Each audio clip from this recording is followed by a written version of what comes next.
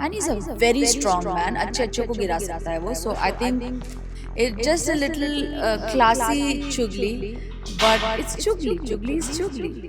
Isha is being sexist, it's not nice. किसी को भी एज के हिसाब से आई डोंट थिंक वो मैनिपुलेट करती हैं. मुझे जेन्युइनली कभी कभी लगता है वो. आप ये भी क्वेश्चन करोगे कि आप गेम कैसे खेले, तो आप you are strangling a person. आप बोलते हो be yourself and then आप क्वेश्चन करते हो कि व्हाई यू बीइंग योरसेल्फ. सबसे पहले तो Narayani ma'am, welcome to BB media. Thank you BB media. कैसे हो आप? मैं एकदम फर्स्ट क्लास हूँ. बिग बॉस कितना फॉलो कर रहे हो आप इस समय? मैं बिग बॉस देखती हूँ, फॉलो कर रही हूँ. कौन सबसे ज़्यादा अच्छा लगा इस समय? किसका गेम अच्छा है? गेम मैं नहीं देखती हूँ. I don't watch it as a game, I watch it as people. It's suppose to be a people's game, right? तो जो लोग गेम खेलते हैं वो इरिटेटिंग ही लगते हैं. बट जो पर्सनालिटीज आती हैं, मुझे इस वक्त करण, क्योंकि वो जैसा भी है वो मानता है, वो एक्सेप्ट करता है, वो वैसा है. मुझे वैसे लोग पसंद हैं. और चुम, आई लाइक चुम. करण और चुम की जो बॉन्ड है वो काफ़ी प्योर बॉन्ड दिखाया गया है शो में, लेकिन ज़्यादातर हमने देखा है कि रियलिटी शो से बाहर निकलने के बाद वो रिश्ते ज़्यादा देर तक टिक नहीं पाते. तो क्या करण और चुम का भी रिलेशन आगे जाके वैसे ही बरकरार रहेगा कि फिर शायद ये रियलिटी शो तक ही सीमित रहेगा? आपको क्या लगता ये ना बहुत ही तुक्का मारने वाली बात होती है. दो लोगों के बीच में क्या होता है सिर्फ वो दो लोग जानते हैं.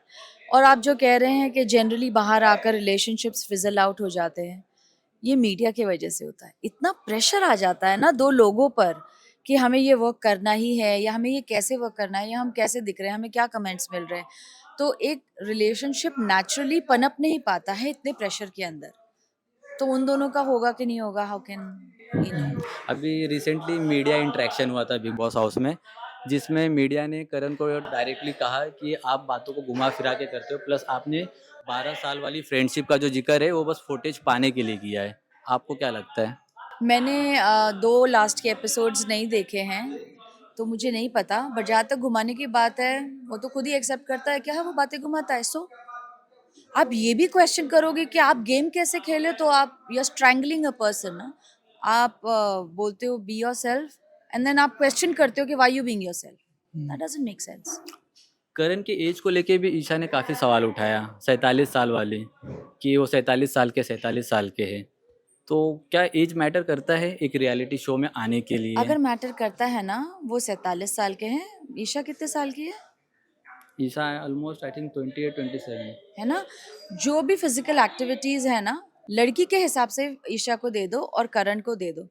मैंने मान लिया उस आदमी को, ही इज इंस्पिरेशनल. एक दिन नहीं हुआ जो उस आदमी ने वर्कआउट नहीं मिस, मतलब मिस किया. एक दिन नहीं हुआ कि उसने वर्कआउट मिस किया.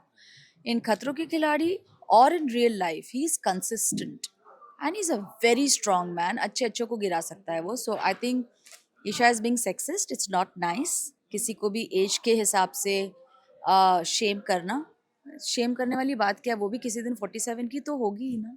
So it's silly. I think she is being a kid and it's not cool. चुगली आंटी का भी टैग उन्हें काफ़ी मिला. एकदम सही मिला है. वो जो दूसरी लड़की थी वो, और क्या नाम है उसका, नहीं नहीं, जो फर्स्ट फ्रेंड थी उनकी. और अभी कौन है friend? I am very bad with names. एक एलिस थी, फर्स्ट फ्रेंड थी. हाँ. फिर उसके बाद कशिश और नहीं, कशिश नहीं, एलिस. और अभी लड़का है ना जो उसके साथ में, अविनाश. अविनाश. तो अविनाश, एलिस और ईशा, वो बैठकर यही करते थे. It just a little classy चुगली, बट इट्स चुगली इज चुगली. आप पीछे बैठकर हम जब किसी पर कमेंट कर रहे हो तो वो क्या है. और फरा मैम भी बीच में आई थी, तो उन्होंने ईशा को इस बात के लिए काफ़ी कुछ कहा था कि आप सिर्फ करण के बारे में ही बातें करते हो, उसके अलावा हीरो कुछ नहीं. बना दिया. मुझे तो बहुत अच्छा लगा कि आप किसी के बारे में आप कितनी बातें कर सकते हो एक इंसान के बारे में कॉन्स्टेंटली.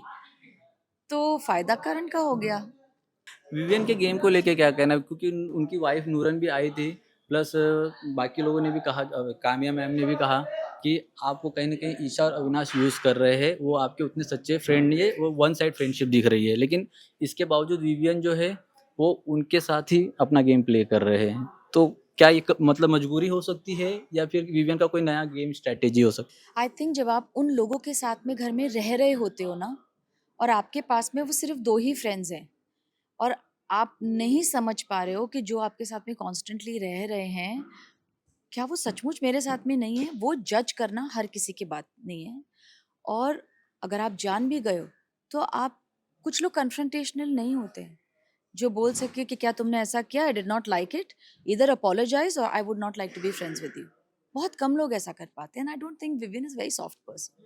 फिर शिल्पा मैम को मैनिपुलेट भी कहा गया है कि वो काफ़ी मैनिपुलेट करती लोगों को अपनी बातों में, आई और डोंट करण और विवियन के अलावा उनका कोई गेम नहीं है पूरे शो में। आई डोंट थिंक वो मैनिपुलेट करती हैं। मुझे जेन्युइनली कभी-कभी लगता है वो बेवकूफ़ी करती हैं, बट वो विविन का जो सॉफ्ट कॉर्नर है ना उनके मन में, वो हावी हो जाता है। आई don't think personally that she is being manipulative, but इतना ज़्यादा वो विवियन की तरफ झुकाव है कि वो करण के साथ बहुत अनफेयर हो जाती है। तो मैं प्ले कर रही हूँ प्रियदर्शनी त्रिपाठी।